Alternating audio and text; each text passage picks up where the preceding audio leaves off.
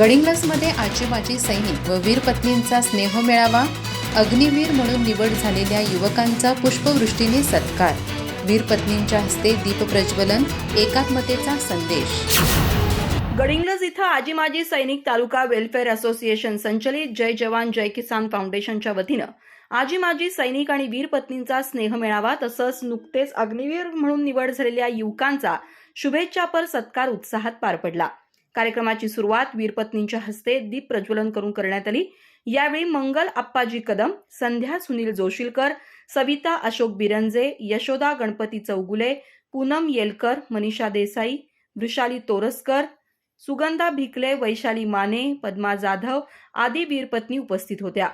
बुगडीकट्टी, अत्याळ, बेळगुंदी, जरळी, भडगाव, महागाव, हट्टी बसवाण, गिजवणे, हरळी खुर्द, मुगळी आदी गावातील अग्निवीर म्हणून निवड झालेल्या युवकांचे पुष्पवृष्टीनं स्वागत करून संघटनेचा बॅच आणि पुष्प देऊन सत्कार करण्यात आला। कार्यक्रमाच्या अध्यक्षस्थानी लक्ष करिअर अकॅडमी खिंडी भरवडेचे संस्थापक अध्यक्ष आणि कोल्हापूर जिल्हा आजी माजी सैनिक वेलफेअर असोसिएशनचे लक्ष्मीकांत हांडे होते।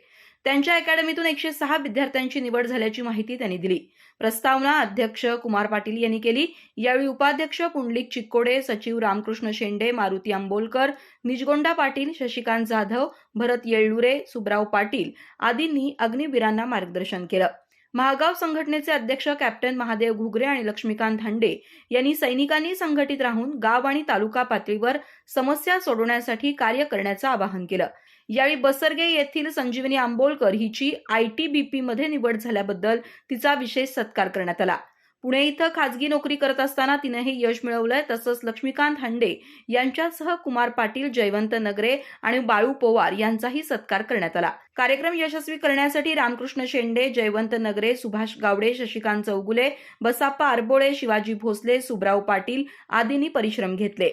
कडगाव, बेकनाळ, लिंगनूर, हसूरवाडी, नरेवाडी, बुगडीकट्टी, औरनाळ, मुतनाळ, बसरगे, करंबळी, वाघराळी, हरळी खुर्द, महागाव, उंबरवाडी, जरळी, मुगळी आदी गावातील आजी माजी सैनिक मोठ्या संख्येने उपस्थित होते।